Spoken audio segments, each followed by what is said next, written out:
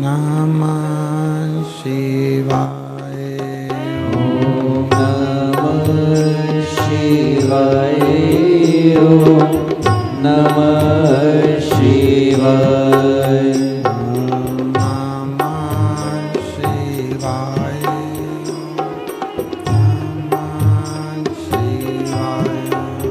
ओम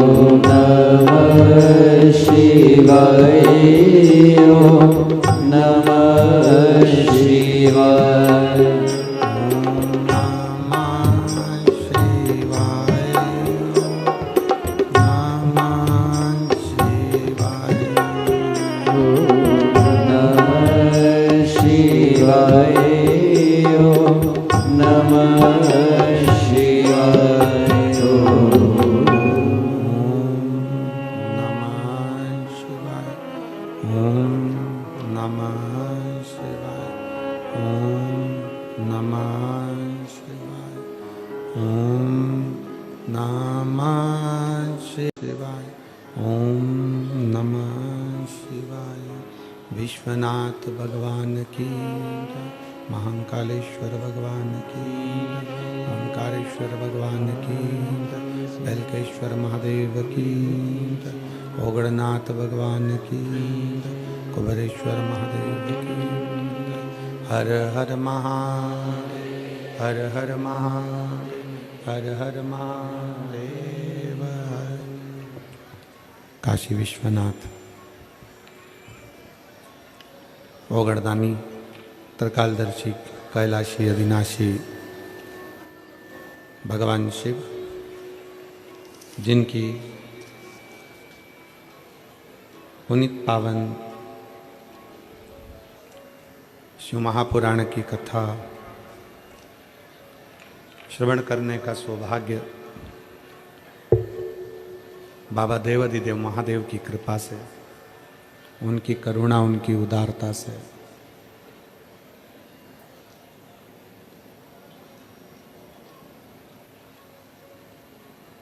मेरठ की इस पवित्र धरा पर भगवान शंकर की करुणा और कृपा से, ओगड़नाथ जी की दया से, बेलकेश्वर महादेव की कृपा से आज 7 दिवसीय शिव महापुराण की कथा जो मेरठ नगर में चल रही है, उसका आज विराम दिवस है।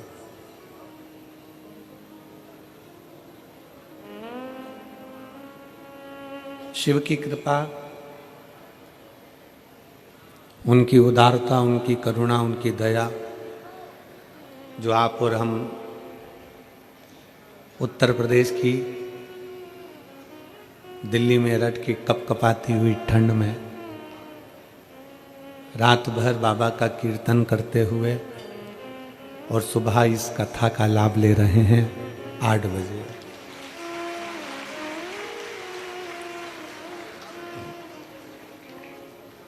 कथा मंडप में विराजमान सभी संत, साधु, गुरुजन, तपस्वी, साधक, उपासक, ब्राह्मणजन, कथा के आयोजक में श्री केदारेश्वर सेवा समिति मेरठ उत्तर प्रदेश, मुख्य यजमान श्री संदीप जी गोयल, श्रीमती रश्मि जी गोयल, श्री आशीष जी बंसल, श्रीमती पूनम जी बंसल, संरक्षक डॉक्टर ब्रजभूषण जयप्रकाश जी अग्रवाल, डॉक्टर राम कुमार जी गुप्ता, अध्यक्ष कृष्ण कुमार जी गुप्ता, महामंत्री आशीष जी बंसल, ऋषि जी अग्रवाल, राजेश जी, सुमित जी, अनिल जी, विपिन सिंघल जी, सुमित सिंघल जी, राहुल जी, अर्ची सिंघल, आशीष प्रताप सिंह, आप और हम सबको भगवान शंकर की अविरलमय रसमय शिव कथा को श्रवण कराया और तेरी कृपा बिना न हिले एक भी अणु, लेते हैं श्वास तेरी कृपा से तनु तनु। बखान क्या करूं मैं राखो के ढेर का चपटी बगोद में खजाना कुबेर का हे गंगाधार मुक्ति द्वार ओमकार तू भोले ओमकार तू आयो शरण तिहारी शंभुतार तू। भगवान शंकर की कृपा और उनकी करुणा का यह अपार समुद्र है शिव महापुराण की कथा।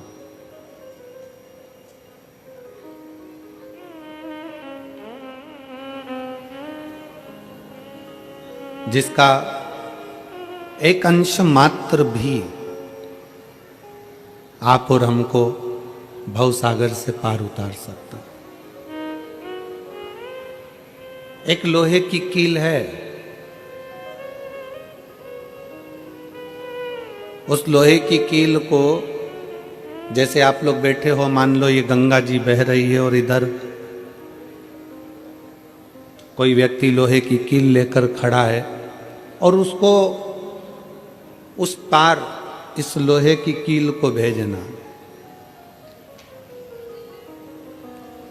इस लोहे की कील को उसको उस पार भेजना है। लोहे का कीला है, उसको उस पार भेजना है। पानी में छोड़ेगा तो वो लोहे का कीला उस पार चले जाएगा क्या?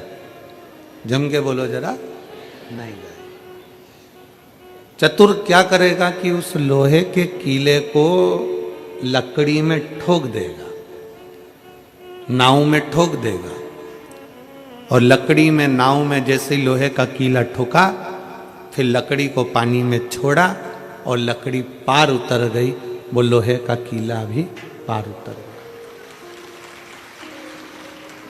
बस जैसे वो लोहे का कीला स्वयं पानी से पार नहीं उतर सकता, उसको लकड़ी में ठोकना पड़ता है, नाव में ठोकना पड़ता है, तो वो लोहे का कीला पार उतर जाता है। उसी तरह आप और हम इस भव सागर से पार नहीं उतर सकते, क्योंकि अपन सब लोहे के कीले की तरह हैं। शिव महापुराण में इस दिल को ठोक दो तो बाबा इसको पार कर सकते। शिव महापुराण में इस मन को, इस चित्त को, इस हृदय को लगा लो। शिव महापुराण में इस चित्त को शंकर की कथा में, भगवान शंकर के एक लोटा जल में, भगवान शंकर के अनुमोदन में, भगवान शंकर की भक्ति में इसको रमा दो। और जिस दिन ये मन, हृदय शंकर की भक्ति में लग गया, समझ लेना कि शिव तुमको मिल गया।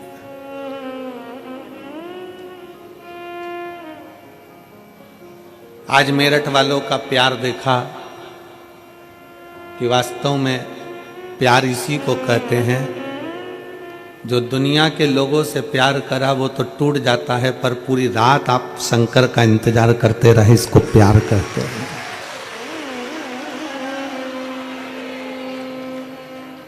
इस कपकपाती हुई ठंड में लोग अपने घर में हीटर में रहते हैं, बहुत ढक कर रहते हैं, कमरे से, घर से बाहर नहीं निकलते। इस कपकपाती हुई ठंड में आप सब, पंडाल में तो खैर जगह नहीं है, पंडाल के बाहर और जहाँ जहाँ जिसको जैसी जैसी इस ग्राउंड में जगह मिल जाए।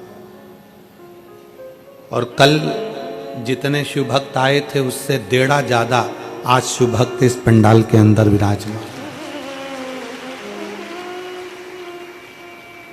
अब इतने शिव भक्तों की भक्ति, ये आपका आत्मीय प्रेम, भगवान शंकर के प्रति जो विश्वास आपका दृढ़ हुआ है, भगवान शंकर के प्रति जो आपका भरोसा दृढ़ हुआ है, शिव जी के प्रति जो आपका विश्वास दृढ़ हुआ है, ये वह शिव विश्वास है। कितना प्रेम, कितना प्यार।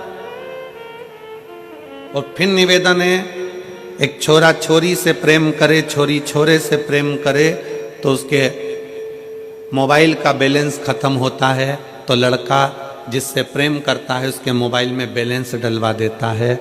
आप शंकर से प्रेम करते हो तो शंकर भी कुछ ना कुछ तो डलवा ही सकता है। लड़की फोन लगा कर कह देती है, मैंने वो पूछेगा क्यों तुम बात क्यों नहीं करी हो, तो कहा मेरा बैलेंस खत्म हो गया। तारी पागल, मुझे तो बताती मैं बैलेंस डलवा देता, तुम मुझे तो बोलती मैं बैलेंस डलवा देता। छोरी ने बोला और छोरे ने बैलेंस डलवाया।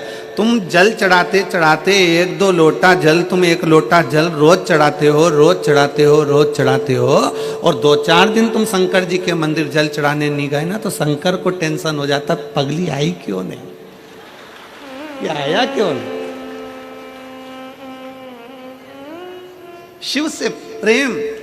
अब वो पूछता है कि क्यों मंदिर क्यों नहीं आ रही। अरे इतना टेंशन, इतना डिप्रेशन, इतनी चिंता, मंदिर पहुंचूं तो पहुंचूं कैसे, तुम बता भोलेनाथ कितनी चिंता है। तो शंकर भगवान बोले मेरे पास आई थी बोल के तो जाती, बैलेंस डलवाने का काम तो मेरा है, तू तो मुझे प्रेम करती है, बाकी का तो मैं कर सकता। ये स्नेह का। और मेरे भोले तेरा सहारा है, मेरे भोले तेरा सहारा है, मेरे नैया का तो किनारा है, मेरी नैया का तो किनारा है। मेरे बाबा तुझे पुकारा है, मेरे बाबा तुझे पुकारा है, मेरी नैया का तो किनारा है, मेरी नैया का तो किनारा है। एक विश्वास, लोहे के कील को लकड़ी में ठोक दो पार उतर जाएगा, इस दिल को भोलेनाथ के चरणों में छोड़ दो पार उतर जाएगा, मन पार। पर दिक्कत तो एक ही खड़ी होती है ना कि हमारी इतनी बेकार आदत हो गई है कि हम दिन भर अपने हृदय को, अपने दिल को हम मूंगफली बनाकर रखे, जो आया उसको पेश कर दिया, ले साहब तुम भी खाओ, ले साहब तुम भी खाओ, और लोगों ने दाना दाना खा लिया और छिलका छिलका छोड़ दिया। संसार के लोगों से प्रेम करोगे तो संसार के लोग केवल यही काम करते हैं कि तुम्हारा अंदर का विश्वास निगल जाते हैं, तुम्हारा वैभव निगल जाते हैं, तुम्हारा धन निगल जाते हैं, और तुम्हें छिलका समझकर छोड़ देते हैं। फिर कोई दूसरी जगह जाकर मूंगफली को टटोलते रहते हैं। शिव महापुराण की कथा कहती हमें मूंगफली नहीं बनना, हमें शंकर के चरणों का दास बनना है, हमें शिव चरणों का दास बनना, हमें शंकर भगवान की विरल भक्ति को धारण करना है।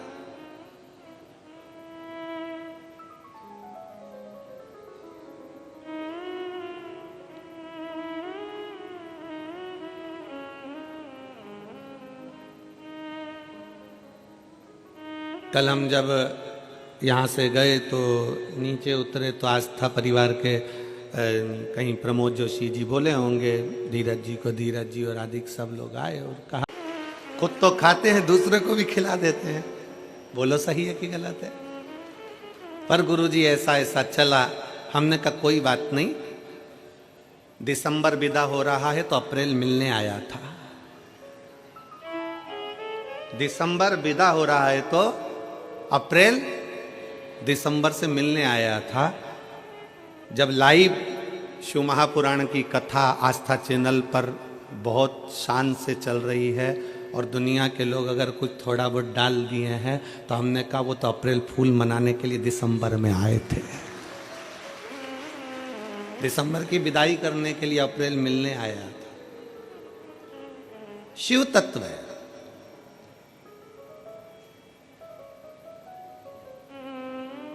शंकर है।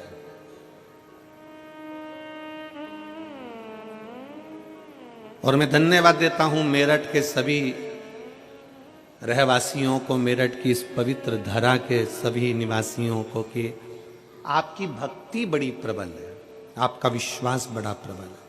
और आप मेरठ वासियों, आप सत्य पर टिकने वाले हो, असत्य को आपने दूर हटा दिया और सत्य सत्य ही रहता है। सत्य सत्य ही रहता है। हमने कथा के तीसरे दिन कहा था कि तेवर और जेवर दो घर छोड़ के आना, बोला था कि नहीं बोला था? अपना तेवर भी घर छोड़ो और अपना जेवर भी घर छोड़ो। शंकर से मिलने के लिए जा रहे हो, यहाँ जेवर और तेवर की तो जरूरत ही नहीं है। कितना भी तेवर वाला व्यक्ति हो, शमशान में जाकर तेवर दिखा दे, मरने के बाद कौन सा तेवर दिखाए बोलो? अच्छा अच्छा बॉडी बिल्डर भी खाक में मिल जाता है, वो शंकर की शरणागति है। हम दुनिया के लोगों से कहते हैं, जिसने प्यार ना किया हो एक बार शंकर की कथा को दिल से जाकर सुन लेना, शिव से तब प्यार हो जाएगा कि दूसरा सुहाएगा ही नहीं। और किसको प्रेम कहते हैं? शंकर जी के चरणारविंद के प्रति कितना प्रेम होगा जरा विचार करिएगा। आस्था चैनल वालों से कहूंगा, मैं बाहर बैठे हुए, जो गाड़ियों में बैठे हुए हैं, ऑटो पर बैठे हैं, छतों पर बैठे हैं, जिन्होंने पूरी रात निकाल दी एक जैसे केवल कथा के लिए, पूरी रात गाड़ियों पर चढ़े चढ़े बैठे रहे, पूरी रात तपतपाती हुई ठंड, कोहरा आज अभी तक खत्म नहीं हुआ, उस कोहरे में, इस तपतपाती हुई ठंड में लोग दिल से कथा का रस तत्व श्रवण करने के लिए पूरी रात इंतजार कर रहे हैं। जरा विचार करिएगा, इसको शंकर का प्रेम कहते हैं, इसको शिव की भक्ति कहते हैं, इसको अविरल भक्ति कहते हैं। ये विश्वास का पूंजी है।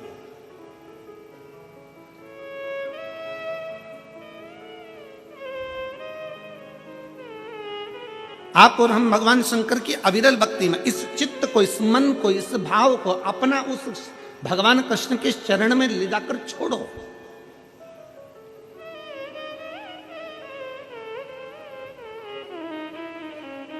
भगवान कृष्ण के चरणों में ले जाकर इस दिल को छोड़ने का प्रयास करो।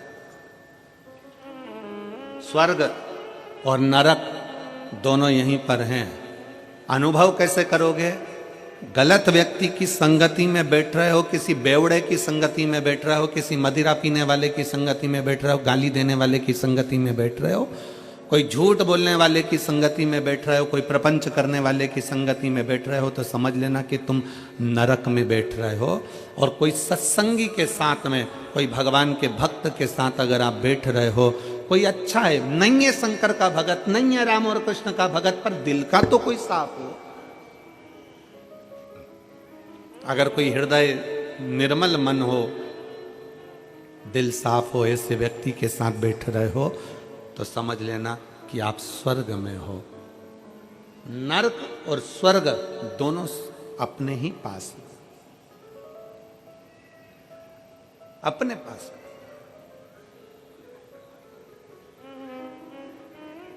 परिवार में जो संबंध नहीं होता ना, परिवार में जो रिश्ता नहीं होता ना, 7 दिन की कथा में लोग अलग अलग आकर बैठते हैं, अलग अलग लोग बैठते हैं, पहचान भी नहीं रहती, जानते भी नहीं है, पहचानते भी नहीं है, और कथा में जाकर बैठ जाते हैं। आपस में इनका इतना प्रेम हो जाता है, इतना प्रेम हो जाता है कि भोजन भी एक साथ करते हैं, चाय भी एक साथ पीते हैं, लड्डू तिल्ली का भी एक साथ खाते हैं, और बिस्कुट भी एक साथ खाते हैं, और पानी भी एक साथ पीते हैं। इतना प्रेम हो जाता है कि जब 7 दिन की शिव पुराण की कथा हो जाती है तो एक दूसरे को फोन लगाकर पूछते हैं, कैसे हो, बढ़िया हो, आनंद हो। ये संबंध है शंकर का, इसी को कहते स्वर्ग।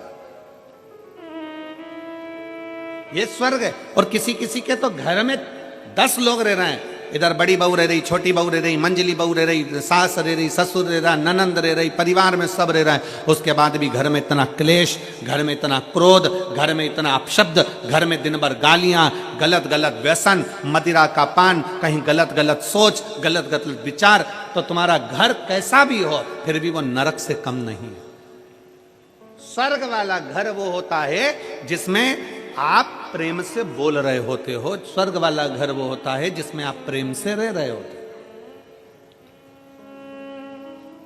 और आज शिव महापुराण की कथा में आप सबसे निवेदन है, संक्रांति पर किसी को तिल्ली का लड्डू खिलाओ ना खिलाओ, संक्रांति पर किसी का मुंह मीठा कराओ ना कराओ, पर इतना याद जरूर रखना कि संक्रांति पर अपनी जीवान से थोड़ा सा मीठा बोल लेना तो किसी का मुंह मीठा हो जाएगा।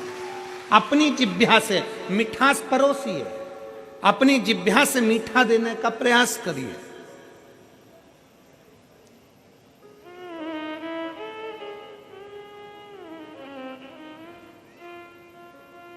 हम अपनी जिह्वा से मिष्ठान नहीं दे पा रहे हैं, वो देना है हमको।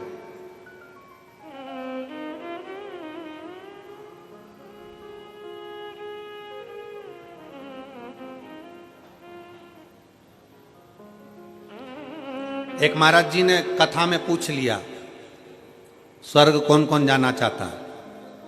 सब ने हाथ उठा दिया महाराज जी के कहने पर, जितने बैठे थे सब। आगे 80 साल की बूढ़ी मां बैठी थी, उसने हाथ नहीं उठाया। महाराज जी ने 80 साल की बूढ़ी मां से पूछा, माता जी आप स्वर्ग जाना नहीं चाहती? माता जी बोली नहीं। क्यों?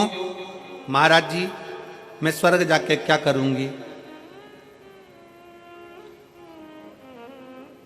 क्या करूंगी? अगर मेरी ये पड़ोसन सुधर जाए ना तो मेरा मोहल्ला वैसी स्वर्ग हो जाए। स्वर्ग हमारे नजदीक में, स्वर्ग हमारे घर में, स्वर्ग हमारे परिवार में, स्वर्ग हमारे अपने कुल के अंदर, अपने घर के अंदर, अपने परिवार में स्वर्ग समाया हुआ है। बस मीठी वाणी से स्वर्ग है, मीठे शब्दों से स्वर्ग है। लड्डू बनाया तिल्ली का, गजक बनाई तिल्ली की, खूब शक्कर मिलाई, खूब गुड़ मिलाया, खूब प्रेम से तुमने लड्डू बनाया। पर कई कई घर ऐसे हैं कि लड्डू बनाने में भी कड़वी वाणी का प्रयोग हो जाता। लड्डू तो बन रहा है पर आपस में इतना झगड़ा चल रहा है कि लड्डू में भी वो वाणी का असर आ गया। जिसने खाया खाते सी गालियां देना चालू, ट्रांसफर हो गया, लड्डू में ही गाली ट्रांसफर हो गई।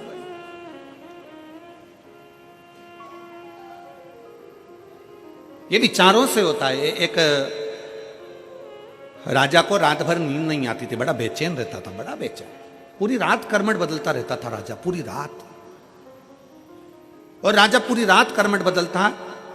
20 दिन हो गए, 1 महीना हो गया, 1.5 महीना हो गया, 2 महीना हो गया, राजा कर्मठ पे कर्मठ बदलता, नींद नहीं आती, बेचैनी होती। राजा को सपने में लगता कि मेरे राजमहल में से पानी टपक रहा है, राजा को लगता कि कोई रो रहा है, राजा को लगता कि कोई अंदर से पुकार रहा है। राजा अपने गुरुजी के पास गया, गुरुदेव मुझे समझ में नहीं आता कि मैं राजा हूं, नगर का राज्य मेरे पास में है, पर समझ में नहीं आता कि मुझे लगता है कि मेरे महल टूट गया, उसमें से पानी टपक रहा है, अंदर से कोई रो रहा है। भोजन करता हूं, चित्त नहीं लगता, बेचैनी होती है, अंदर से बहुत बेचैन हूं। गुरुजी ने पूछा, घर में सब ठीक तो है? हाँ, राजघराने में तो सब ठीक है, पर मुझे ऐसा क्यों हो रहा है?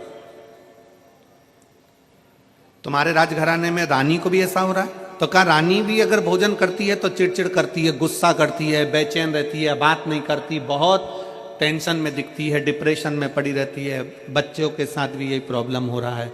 महाराज गुरुजी आप बताओ क्या करें? राजा ने कहा कि मैं कल तुम्हारे महल में पहुंचूंगा। राजा महल में गया, जहां भोजन बन रहा था, उस भोजन बनाने वाली माँ से एक स्त्री भोजन बना रही थी, उस स्त्री के पास राजा गया और स्त्री से पूछा, बहन इधर आओ। हाँ महाराज जी, दंडवत प्रणाम। महाराज ने पूछा, ब्राह्मण देवता ने, गुरुजी ने पूछा स्त्री से, तुम्हारा घर कैसा है? अरे महाराज पूछो मत ही, बारिश आ रही है ना, बारिश में इतना टेंशन है मुझको, मेरे घर में जगह जगह से पानी टपकता रहता है, बर्तन लगा लगा कर आती हूँ, बच्चे बिलखते रहते हैं, रात भर मुझे नींद नहीं आती, मैं बेचैन रहती हूँ, अपने आप को बहुत कोसती हूँ कि कहाँ का जन्म ले लिया, परिवार भी मेरा ऐसे रोते रोते निकल रहा है। बस गुरु ने समझ लिया। गुरुजी ने राजा से कहा, एक काम करो, इस भोजन बनाने वाली का मकान बनवाओ, इस भोजन बनाने वाली का मकान बनवाओ, इस भोजन बनाने वाली के लिए व्यवस्था अच्छी कर दो, फिर देखते हैं क्या होता है। भोजन बनाने वाली का मकान बन गया, व्यवस्था अच्छी हो गई, बच्चों को कपड़े मिल गए, आभूषण मिल गए, भोजन मिल गया। अब भोजन बनाने वाली ने जब भोजन बनाना प्रारंभ करा, राजा उस दिन से खुश रहने लगा, रानी उस दिन से खुश रहने लगी। बड़े दोनों आपस में बैठते बातचीत करते, बड़े प्रसन्न दिखते, चेहरे पर रौनक आ गई, रंगत आ गई, डिप्रेशन समाप्त, नींद जो चिड़चिड़ापन था वो समाप्त हो गया, जो पूरी रात की नींद चली गई थी वो अच्छी से नींद आने लगी। गुरुजी से पूछा, गुरुदेव ऐसा क्या हुआ? हमने तो केवल भोजन बनाने वाली का मकान बनवाया, हमने तो केवल भोजन बनाने वाली का बच्चों के लिए व्यवस्था करी और हमारे को बेचैनी मिट गई। गुरुजी ने कहा, जो भोजन बना रही थी वो दिन भर टेंशन में रे कर आटा उसनती है, सब्जी काटती है, सब्जी बगाड़ती है, और इतना टेंशन लेकर उसने भोजन बनाया, वो टेंशन खाने के माध्यम से तेरे शरीर के अंदर चले गया और वो चिंता तुझे खाने लगी। वो सुखी हो गई, तू सुखी हो गया। हमारा घर हमारा स्वर्ग है। घर में बहू भोजन बनाने वाली, घर में काम करने वाला व्यक्ति, घर में रहने वाला व्यक्ति, हमें अपना घर ऐसा नहीं बनाना कि झाड़ू लगाने वाले आई वो पूरे मोहल्ले का टेंशन हमारे घर में छोड़कर चली गई, बर्तन वाली आई वो पूरे मोहल्ले का टेंशन हमारे घर में छोड़कर चली गई, वो सब्जी भोजन बनाने वाले आया हमारे घर में पूरा टेंशन देकर चले गया। भोजन बनाने वाले से भी बात करो तो ऐसी बात करना, भैया प्रसन्न चित्त में भोजन बनाना, मुसद्दी लाल जैसे नहीं। आंख में से आंसू झड़ रहा है, चेहरा उतरा पड़ा है और आटा उसन रही है और अंदर से अपने आप को कोस रही है और वही रोटी किसी ने खाई है और उसका चित्त नहीं लग रहा। इसलिए शिव महापुराण की कथा कहती है, घर की बहू, घर की बेटी, घर की माता, घर में रहने वाली जितनी माताएं, तुम्हारे घर में बर्तन मांजने वाले 50 आए, तुम्हारे घर में झाड़ू लगाने वाले 50 आए, तुम्हारे घर में काम करने वाले 50 आए, पर जब आटा उसना जाए, जब रोटी बनाई जाए तो घर की माँ, घर की बेटी, घर की बहू उसको प्रसन्न चित्त में बनाए तो रोटी खाने वाले अपने आप खाएंगे तो घर से क्लेश समाप्त हो जाएगा, चिड़चिड़पन समाप्त हो जाएगा, डिप्रेशन समाप्त हो जाएगा।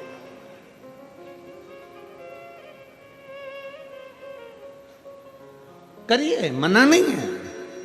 आपके घर में समय बिल्कुल मना नहीं है, पर भोजन परोसने का जब समय आए, भोजन बनाने का समय आए, उसमें थोड़ा बस भोजन बनाने वाला भी रखो, पर सब्जी का बगान मैं लगाऊंगी। रोटी तू बना, आटे में पानी में डालूंगी, भले इतना सा पानी डालूं पर प्रसन्न चित्त में डालूंगी। तू पूरी सब्जी बना, तू खीर बना, मना नहीं है, पर शक्कर में इतनी सी, भले 2 दाना शक्कर डालूं पर मेरे अपने हाथ से डालूंगी, प्रसन्न चित्त में डालूंगी। मैं घर की माँ हूं, मैं घर की लक्ष्मी हूं, मेरे घर की बहुएं इस घर की लक्ष्मी है, बेटियां हैं, वो डालेंगे इसमें शक्कर, भले 2 दाना डाले, भले इतना सा पानी डाले, भले इतना सा बगार का एक जीरा मात्र भी डाले, पर घर की बहू बेटी इतना सा डाले, बाकी का सब भोजन बनाने वाले। उसमें हमारे घर में एक निर्मलता का भाव आता है, स्नेह का भाव आता है, प्रेम का भाव आता है।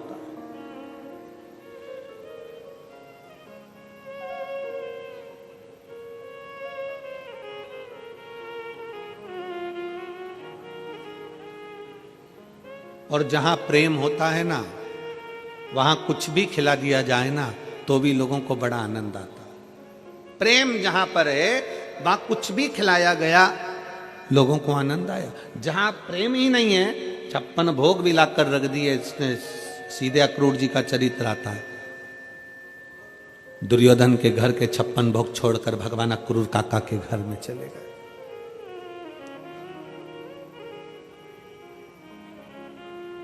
कौन? अक्रूर। जहां पर विदुरानी अक्रूर जी की पत्नी शंकर की परम भगत थी। शिव जी से बस केवल एक वर मांगा था उस अक्रूर जी की पत्नी विदुरानी ने कि एक बार द्वारकानाथ मेरे घर पर आए, एक बार नारायण मेरे घर पर आए, एक बार द्वारिकाधीश मेरे घर पर आए। यह अक्रूर जी की पत्नी ने शंकर जी से मांगा था, शिव जी से।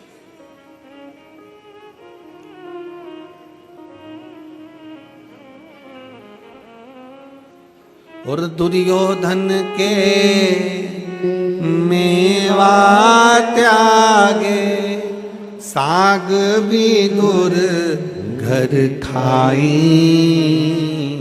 सबसे ऊंची प्रेम सगाई, सबसे ऊंची प्रेम सगाई। दुर्योधन के घर के मेवा त्याग कर भगवान कृष्ण द्वारकाधीश अक्रूर काका के घर पर आ जाते हैं। अक्रूर जी की यहाँ बिठाने के लिए नहीं था पलंग, नई पलंग बनी की बनी रह गई। टूटी पलंग पर अक्रूर जी की पत्नी ने भगवान को बिठा दिया।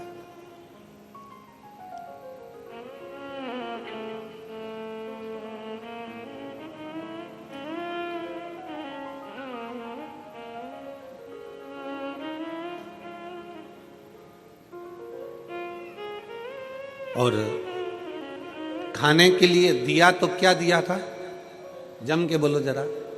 केले के छिलके, केला छीलती जाए, छिलका भगवान को दे दे, केले के अंदर की गिरी जमीन पे फेंक।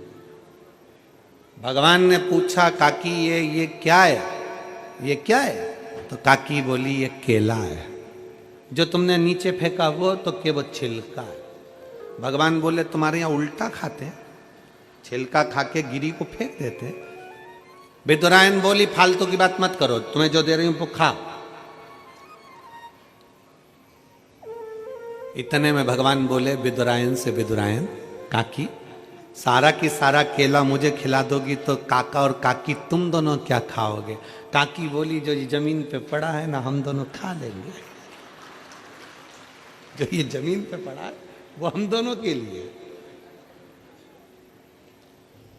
भगवान मन में सोचे कितनी भोली है, कितनी भोली है। और परमात्मा ऐसे भोलों से रिश्ता है।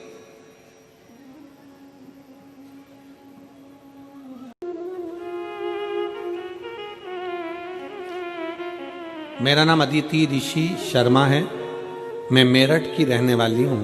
मेरा मोबाइल नंबर ये है, कहीं बैठी हो तो हाथ हिला सकती है। मेरा नाम अदिति ऋषि शर्मा है, मैं मेरठ की रहने वाली हूं। मेरा मोबाइल नंबर ये है। मेरी शादी को 5 साल हो गए थे। मैंने 5 साल से 10 से 11 डॉक्टरों को दिखाया। शादी के 8वें महीने से इलाज शुरू हो गया था, पर खूब पैसा लगाया। 7 से 8 लाख रुपए के नीचे आ गए। सभी डॉक्टरों ने मेरे नसें बंद बताई थी और टीवी की गांठ बता दी थी। इस कारणवश संतान प्राप्त नहीं हुई। नलों का ऑपरेशन भी बताया था। किसी ने मेरी कोख को ऐसा बता दिया कि बंधन कर दिया हो, पर शिव पुराण ये बंधन आदि को नहीं मानते। फिर मेरे को किसी ने कहा कि आप शिव महापुराण की कथा सुनो। हमने कथा सुनना प्रारंभ करी। मैंने 3 बार सफेद आंकड़े की जड़ का प्रयोग किया और मैंने सासू माँ ने पशुपतिनाथ का व्रत किया। दूसरे व्रत के दौरान मुझे गर्भ ठहर गया। गुरुदेव 3 बार गर्भ ठहरा था, तीनों बार 2-2 महीने का गर्भ गिर गया। मैं बहुत टेंशन में पड़ गई। मेरी सासू माँ ने मुझे फिर से आंकड़े की जड़ का पहनने का बोला और मेरी मौसी सीहोर गई, वहां से रुद्राक्ष लेके आई। उन्होंने मुझे बताया तांबे के लोटे में रुद्राक्ष को डालकर उसका जल पीना, महादेव को चढ़ाना, फिर उसके जल को अमृत समझकर पीना। फिर मेरी सासू माँ ने रोज मंदिर जाती, महादेव का जल चढ़ाती, फिर मुझे पिलाती। फिर हम डॉक्टर के यहाँ गए और वहाँ उन्होंने कहा कि बच्चा जरूर होगा, महादेव पर विश्वास करो। और हम बाबा पर विश्वास करते रहे और बाबा की कृपा से मेरा गर्भ तो ठहर गया। गर्भ ठहरा, पर 8वें महीने में मुझे लकवा हो गया। 8वें महीने में मुझे लकवा हो गया और लकवा होने के कारणवश मैं लकवे की दवाई लेने लगी। बच्चे पर असर पड़ेगा ये डॉक्टर बोले। बड़े टेंशन हो गया। 8वां महीना निकला। बाबा का नाम लेकर बच्चे को गर्भ में रखा और बाबा का नाम लेकर बच्चे का ऑपरेशन द्वारा जन्म हुआ। डॉक्टर कहे थे कि इस बच्चे पर असर पड़ेगा, पर पूरी जांचों में बच्चा स्वस्थ जन्म लिया। मैं बाबा को यहाँ प्रणाम करने के लिए आई हूँ। हमने बच्चे का नाम अथर्व रखा है क्योंकि शिव जी का पुत्र है, शंकर जी ने दिया है। मैं बाबा को प्रणाम करने के लिए आई हूँ। एक लाइन अच्छी लिखी है आप और हम गुनगुनाते हैं। एलईडीओं पर चल रही होगी, आस्था चैनल पर चल रही होगी, आप लोग भी गुनगुनाएं साथ में। जब से तेरा गुलाम हो गया, तब से मेरा भी नाम हो गया। जब से तेरा गुलाम हो गया, तब से मेरा भी नाम हो गया। वरना औकात क्या थी मेरी, सबसे बढ़िया ये सबसे खरी। भोले बाबा तेरी नौकरी, सबसे बढ़िया ये सबसे खरी। तेरे दरवाजे की चाकरी, सबसे बढ़िया ये सबसे खरी। ये सबसे खरी।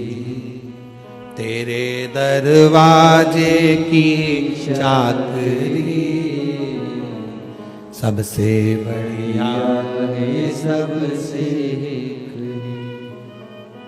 महाराज पर रत्ती भर भरोसा मत करो, भरोसा करो तुम्हारे एक लोटे जल पर और देवाधिदेव महादेव पर भरोसा करो, महाराज पर नहीं। जैसा तुम्हारा शरीर वैसा हमारा शरीर, जैसे तुम वैसे हम। तुम भी 2 रोटी खाने वाले, हम भी 2 रोटी खाने वाले।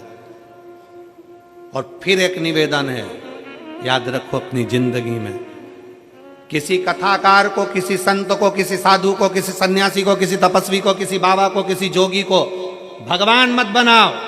भगवान को भगवान रहने दो और इंसान को इंसान रहने दो। इंसान को इंसान रहने दो और भगवान को भगवान रहने दो। कथा सुनो, भगवान की सुनो। कथा का रसतत्व अपनी जिंदगी में उतारो। शिव पर भरोसा करो, शंकर पर विश्वास करो। तुम्हारे एक लोटे जल पर पूर्ण भरोसा रखो कि तुम जो जल चढ़ा रही हो वो जल साधारण नहीं हो सकता। जो तुमने जल चढ़ाया, मेरा बाबा मेरी सुनेगा, शंकर मेरा हाथ पकड़ेगा और शिव मुझे पार लगाएगा। और कौन आएगा?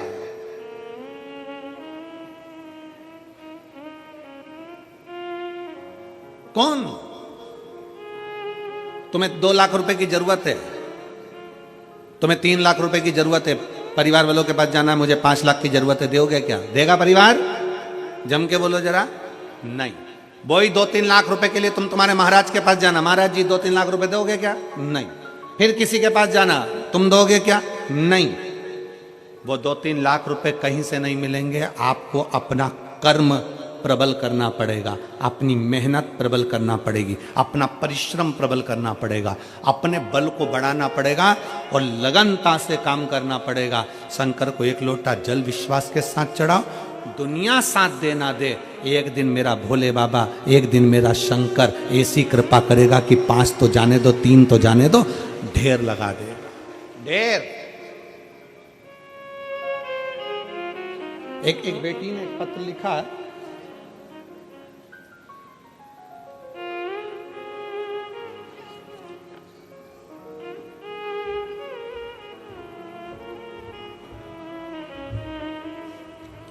मैं गौरव कश्यप निवासी प्रेमपुरी रेलवे रोड मेरठ की रहने वाली हूँ।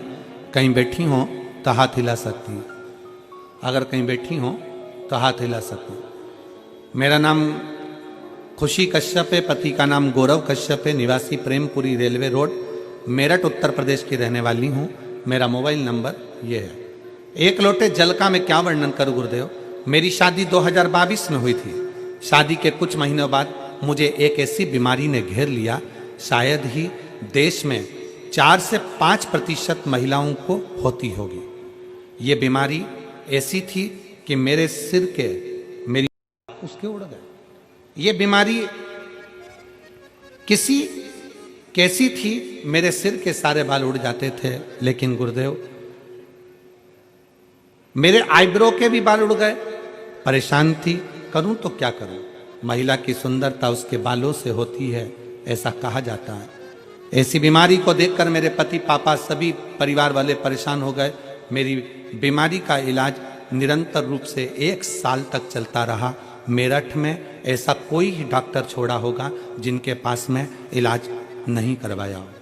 जो भी हम कमाते वो सब डॉक्टरों के पास में चला जाता, लेकिन इतना इलाज होने के बाद भी कोई परिणाम नहीं मिला।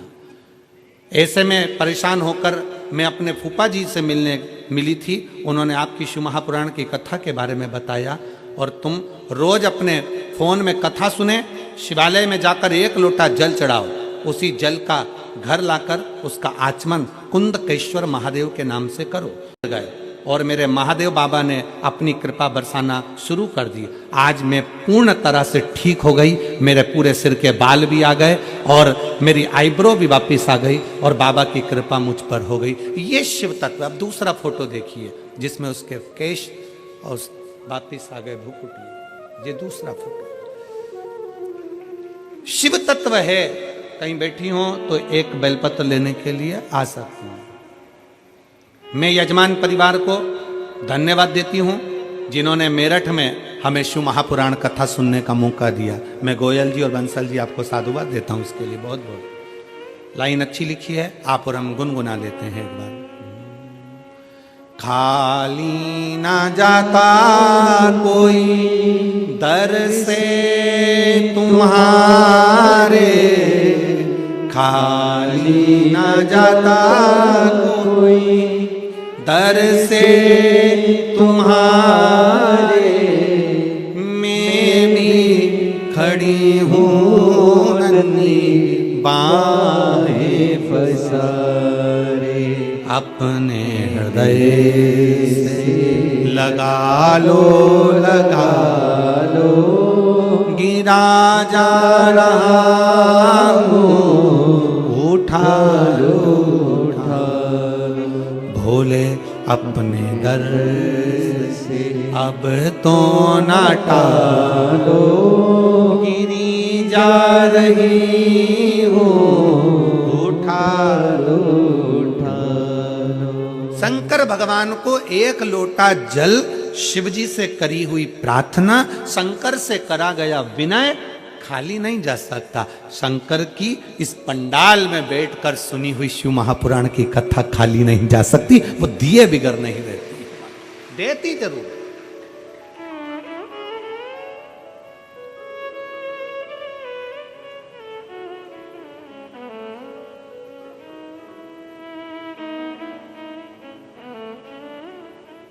हम आपसे पूछें, अगर मान लो हम तो आपको कभी मिले नहीं, कभी आपसे पर्सनल हमारी कोई बात नहीं होती, मिलना हुआ कभी आपसे? नहीं। कहीं आपसे मिलना जुलना कहीं नहीं हुआ। टीवी के माध्यम से, कथा के माध्यम से आप लोग कथा में आते हैं, कथा के पंडाल में पहुंचते,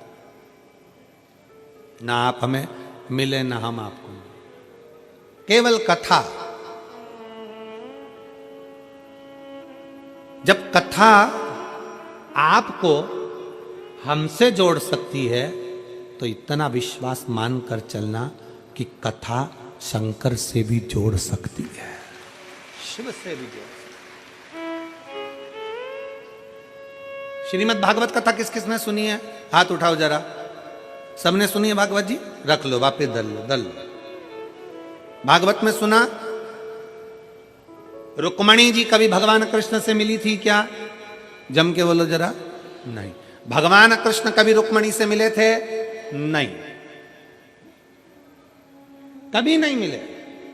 बस रुक्मणी जी अपने पिता भीष्मक जी के पास में बैठती थी, और कोई राजभवन में आता था राजा भीष्मक के पास, तो वहां आकर कहते थे, हमने द्वारकानाथ के बारे में ऐसा सुना है, हमने कृष्ण के बारे में ऐसा सुना है, हमने कृष्ण के बारे में ऐसा सुना है। रुक्मणी जी ने मन से कृष्ण को वर लिया। ऐसा वरा रुक्मणी जी ने भगवान कृष्ण को वर लिया और रुक्मणी जी ने भगवान कृष्ण को अपना पति मान लिया। अब पति मान लिया तो भगवान कृष्ण को रुक्मणी को लेने आना ही पड़ा, क्योंकि रुक्मणी जी ने कृष्ण को वर लिया था। वर लिया, कृष्ण को अपना मान लिया। मैं बंसल परिवार, गोयल परिवार दोनों को धन्यवाद देता हूं। गोयल जी आपको भी धन्यवाद देता हूं। कहीं माता रानी की, वैष्णो देवी की कहीं आप पर कृपा होगी। उन्होंने ही आपको ध्वजा हाथ में देकर कह दिया होगा कि जाओ शंकर की कथा का रसतत्व ग्रहण करना है, मेरे प्रभु की कथा है रसतत्व। तो भगवान ने आपको यजमान पद दिया। मैं बंसल जी आपको धन्यवाद देता हूं। कल हमारी चर्चा चल रही थी तो बंसल जी बता रहे थे कि हमारी धर्म पत्नी बाबा की कथा में इतनी लीन रहती कि हम दोपहर में 2 बजे भोजन करने आते थे तो पहले कह देती थी जरा रुक जाओ, 1-1.5 घंटे बाद मैं भोजन दूंगी, कथा चल रही है। हमने उसकी कथा की रुचि को देखते देखते अपने घर पर 5 बजे के बाद आना प्रारंभ करा भोजन करने के लिए, क्योंकि वो कथा में लगी रहती थी। फिर उन्होंने जिद करा कि हरिद्वार में कथा हो रही है महाराज, हमको लेकर चलो। पर कोई घर में कार्य आ गया था जिसके कारणवश अम्मा नहीं पहुंचे। इतनी रोई बाबा को याद कर कर कि कुछ भी हो जाए एक बार मेरठ में बाबा जरूर पधारो, और वो शिव की कृपा आई। ये भक्ति है आपका, ये विश्वास है आपका, ये भरोसा है आपका।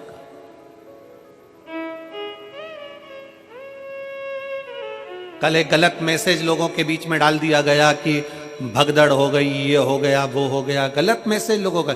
जितने शिव भक्त बैठे थे उन सब के घरों से लोगों के पास में फोन आया, जब उन्होंने दिल से कहा कि हम तो कथा सुन रहे हैं, पंडाल में बैठे हैं, खूब तिल्ली का लड्डू खा रहे हैं, बाबा का गुणगान गा रहे हैं। कोई कमी नहीं, कोई कमी नहीं। और मैं आप सबसे पूछूं, ईमानदारी की बात बताना, सत्य की मूर्ति शिव के सामने बैठे हो, रत्ती भर तकलीफ आई है कहीं? दोनों हाथ उठाकर बोलो एक बार, कहीं रत्ती भर तकलीफ आई? खूब प्रेम से भोजन हुआ, भोजन भंडारा कैसा बनाया जजमानों ने? अच्छा बनाया। भक्तों ने, मेरठ के जितने भक्त हैं उन लोगों ने भी आकर कुछ तो प्रसादी पवाई होगी आप लोगों को। अच्छा लगा ना? दोनों हाथ उठाकर एक बार भाव से हर हर महादेव। प्रशासन ने कितनी जोरदार व्यवस्था करी, और दोनों हाथ उठाकर ताली बजाकर साधुता दीजिए पूरी प्रशासन के लिए। धन्यवाद। इसको कहते हैं। और उसके बाद भी बस केवल बात वो नहीं है, बात जो भगदड़ की फैलाई गई वो इसलिए फैलाई गई क्योंकि उसके घर के लोग अंदर नहीं बैठ पा रहे थे। दिक्कत तो वहां अड़ी पड़ी थी ना, कि जेवर और तेवर घर नहीं छोड़ के आए। तकलीफ तो वहां अड़ी पड़ी थी। शिव तत्व में शंकर की भक्ति है। और मेरी जीजियों और मेरे जीजाओं, मेरी बेटियों, मेरे बेटाओं, इतना विश्वास तो हम भी शंकर पर करते हैं कि मेरा ये कथा किसी इंसान की नहीं है, ये कथा उस ओगड़दानी की है, ओगड़नाथ की है। इंसान की कथा होती ना तो हम कह सकते थे, पर भगवान की कथा पर इतना भरोसा तो लेकर बैठते हैं कि वो बाल बांका नहीं होने देता। वो शिव है, वो शंकर, वो घड़ी है। गलत सोच, गलत विचार, गलत दृष्टि, और तुमने दिल से सुना है।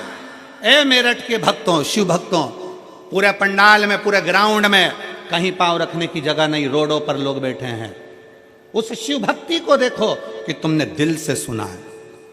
शायद मैं यहाँ के पुलिस प्रशासन को भी एक बात जरूर कहूँगा कि आपके नगर में बहुत कार्य हुए होंगे और आपकी ड्यूटी भी बहुत लगी होगी, पर ऐसे शिव भक्तों को आपने रात भर ठंड में कांपते हुए और शिव पुराण की कथा का इंतजार करते नहीं देखा होगा। ऐसे शिव भक्त नहीं देखे होंगे जो ठंड में इंतजार कर रहे हैं कि सवेरे 8 बजेगी, 8 बजे मुझे कथा में बैठना है, 8 बजे मुझे कथा सुनना है, और सब अपनी अपनी झोली पसार कर आखिरी दिन की कथा श्रवण कर कर जाते हैं।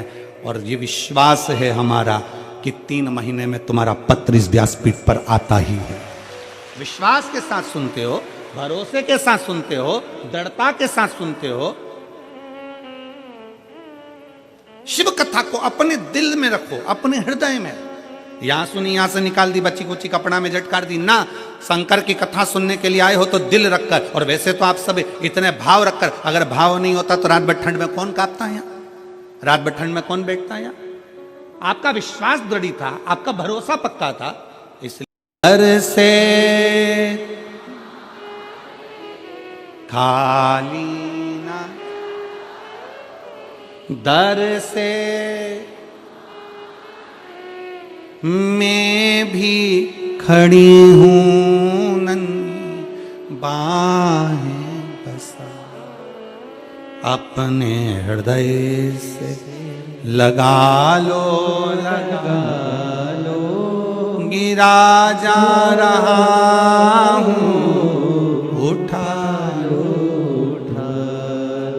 भोले अपने दर से अब तो ना टालो, गिरी जा रही हूं, उठा लो। एक विश्वास रखकर शंकर को पाइए। पार्वती जी ने विश्वास रखा था, अक्रूर जी की पत्नी, उनका विश्वास था। विदुर जी की पत्नी, विदुर जी के दरवाजे पर भगवान आए और विदुरानी केले का छिलका दे रही है। विदुर जी की पत्नी केले का छिलका दे रही है और भगवान विदुर जी की पत्नी का केले के छिलके को भी प्रेम से पाते हैं। विदुर जी की पत्नी जब विदुरायन देती केले का छिलका, क्योंकि विश्वास था। रुक्मणी जी से भगवान कृष्ण कभी नहीं मिले, भगवान कृष्ण से रुक्मणी जी कभी नहीं मिली, पर रुक्मणी ने अपने कथा में सुन रखा था कि कृष्ण ऐसे हैं, उनको पाने की ललकता बढ़ गई। कथा जब इंसान तक पहुंचा सकती है तो कथा तुम्हारे मन की बात शंकर तक भी पहुंचा सकती है, उससे कह सकती है। किसी आडंबर में नहीं जाना, किसी के भरोसे नहीं रहना। हम तो बाबा के भरोसे चलते हैं, भोले बाबा के भरोसे चलते हैं। ये दुनिया वाले जलते हैं, ये दुनिया वाले जलते हैं।